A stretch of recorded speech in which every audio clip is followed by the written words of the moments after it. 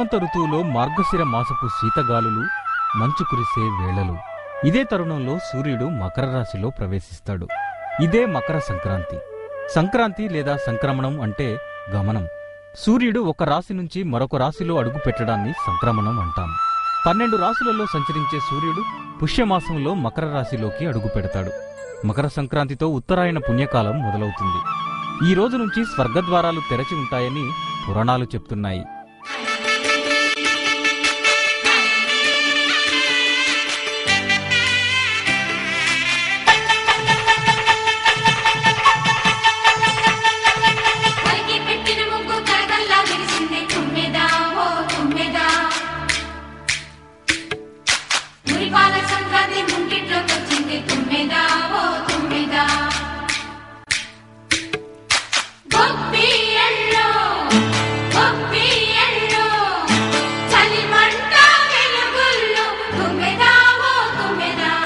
సంక్రాంతి తెలుగువారికి అతి ముఖ్యమైన పండుగ.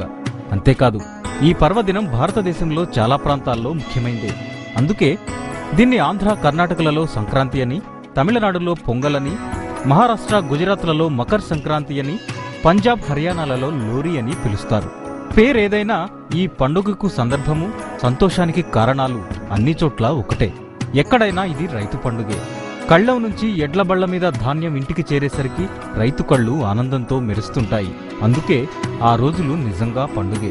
3 రోజులు జరుపుకునే ఈ పండుగను పెద్ద పండుగ అంటారు.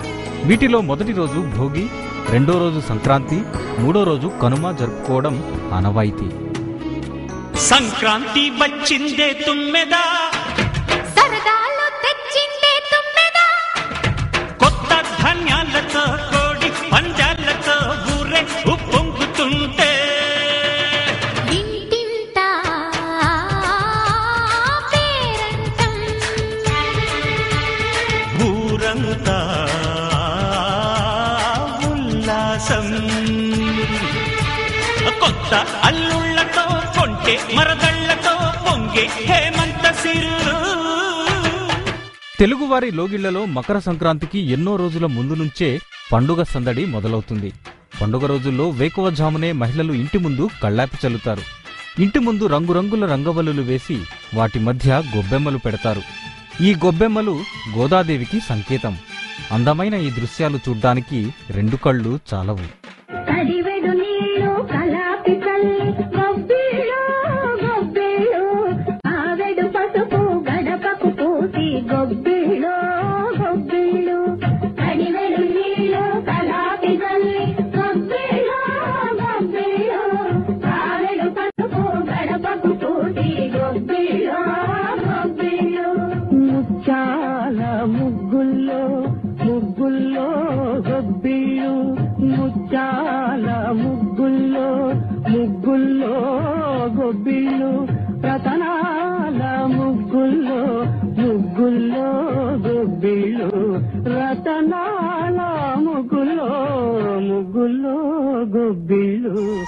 పగటి వేషాలు, డోలు, సన్నాయి రాగాల మధ్య గంగిరెద్దుల నృత్యాలు, హరిదాసుల కీర్తనలు, బుడబుక్కలవాళ్లు, ఇలా అందరూ సంక్రాంతి పండుగ వాతావరణాన్ని మరింత శోభాయమానంగా మారుస్తారు.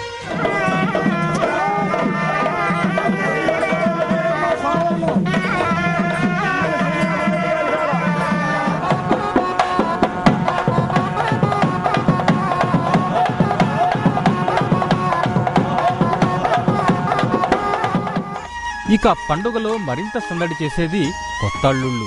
మరదళ్లు బావలను ఆట పట్టించడం, పిల్లల హడావుడి, కొత్త బట్టలు, పిండి వంటల ఘుమఘుమలు పండుగ సంతోషాన్ని రెట్టింపు చేస్తాయి. ఈ పండుగ రోజు పిండి వంటల్లో అతి ముఖ్యమైనవి అరిసెలు. పండుగ రోజు చేసే అరిసెలు నెల రోజుల పాటు ఇంటిల్లిపాదిని నోరూరిస్తాయి.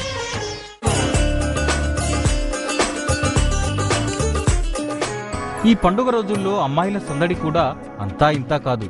పట్టు పరికిణీలు ధరించి సాయంత్రం వేళల్లో పొలాల గట్ల మీద తిరుగుతూ చేసే హడావిడి, చెట్ల కొమ్మలకు ఊయలలు కట్టి ఊగుతూ చేసే చిలిపి అల్లరి చాలా సరదాగా ఉంటుంది.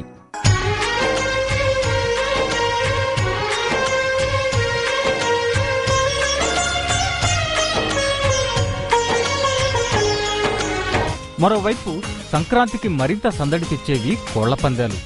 ఓవైపు ఇంటిల్లిపాది పండుగ హడావిడిలో ఉంటే మరోవైపు మగవాళ్లు కోళ్ల పందాల్లో మునిగి తేలుతుంటారు.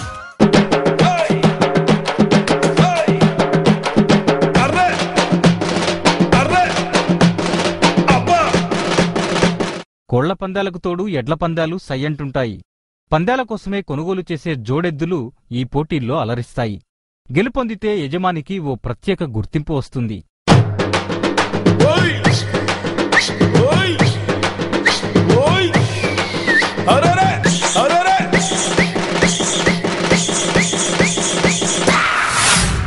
ఇక ఏడాదిలో ఏ రోజు వాడని నల్ల నువ్వుల్ని సంక్రాంతి నాడు తిలతర్పణం పేరుతో పితృదేవతలకు సమర్పిస్తారు. ఇక్కడ చెప్పుకోదగ్గ మరో విషయం, ఈ పండుగ ఏటా దాదాపుగా 14వ తేదీనే రావడం. దీనికి ప్రధాన కారణమేమంటే హిందువుల పండుగలన్నీ చాంద్రమానం ప్రకారం వస్తాయి. కాబట్టి మనం అనుసరిస్తున్న గ్రెగోరియన్ క్యాలెండర్ ప్రకారం ఈ పండుగలు వేర్వేరు తేదీల్లో వస్తాయి. కానీ ఒక్క సంక్రాంతి మాత్రం సౌరమానాన్ని అనుసరించి వస్తుంది. అందుకే ఈ పండుగ జరుపుకునే తేదీల్లో మార్పు ఉండదు.